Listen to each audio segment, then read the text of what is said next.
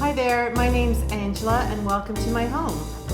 And my name's Melissa and we're the sisters from Two Sisters Vineyards. We decided to do a series cooking our favorite dishes paired with some of our favorite wines from the vineyard. And these are dishes that you can cook for your family and friends on any given night of the week. Today Angela's going to be cooking for you her very famous Osso Buco, which the whole family adores. And it's great because it's 2 courses in one. You do a pasta dish to begin, and then the meat can be served with a salad, a side, and so on. And we can't wait to taste it with you once it's all done with the wine. And I usually do it on a Sunday because this is a dish that you need patience for. It's at least 2.5 hours in the oven, low and slow, so you can be doing your other things, going for a walk, enjoying your family, whatever it is, and then it'll be ready and you will not regret it because it is totally worth the wait. So I decided to use Osso Buco that is cut 2 inches. I like to go a little bit thicker because it is such a special dish. So Melissa, why don't you season it for me with salt and pepper? Perfect. And what's great about this dish too, I love how it's 2 courses in one. Yes. Which is fantastic. And you'll see why. A generous amount of salt and pepper because you're searing it, which would be great. And I also have a little bit of salt in the, why don't you do the other side for me? In the flour as well. So this is just regular flour because we're going to pat it into the flour a little bit just to allow it that crust once you sear it, because there is a couple of steps to this dish. And I find that so the flour makes whatever's left in the dish a nice combination for the pasta. Yeah, a nice creamy consistency. Yeah, that flour really helps. Oh, wonderful. Thank you. Perfect. And then just shake off the excess flour because you don't want too much. I mean, these are so beautiful. Oh, they're gorgeous. Wow. And you either love the marrow part or you don't. There's always that one person in the family that wants all the marrow. Thank you. No problem. Beautiful. And then because I don't want to get it too wet. Do you like the marrow? I do. I know. Love it. Okay. Yeah, these are beautiful. Awesome. Okay, good. So now that this is done, I'm going to sear it in my pan with our Kitchen 76 olive oil. So I'm doing 4, and it fits perfectly. So this will take at least 10 minutes. Now you see that it's sticking at the bottom there. You don't want to turn it or move it if it is.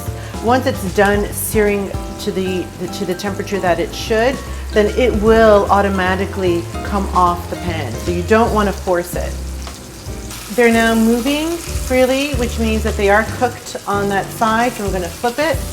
And I wish you could smell my kitchen right now because it smells amazing.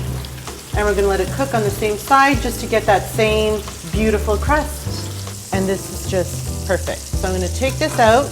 So what I'm going to do is put in 3 to 4 celery stalks chopped up small with shallots. About 4 shallots, but you can use an onion as well.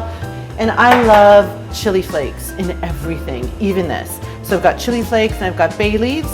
Then I'm going to add 3 to 4 carrots here, chopped up small. We're going to add some rosemary, because you want it to flavor the base, and some parsley, leaving some for later. Then of course your coarse salt, which I like to use, and let that cook just a bit. I'm going to add a cup of chicken broth. I like to use low sodium or no sodium at all because I like to add my own salt. And we're just going to raise the heat and cook this up a bit. So the chicken broth is reducing just a little bit, and that's what you want, because I'm going to be adding now some white wine. The dish, I like it in bianco, so I like to add white wine instead of red. I will be drinking red with it, but that's okay. So I'm going to be adding about a cup of our white wine, and of course I'm partial to Two Sisters, and if I was drinking white wine with this dish, it would likely be an unoaked or oaked Chardonnay.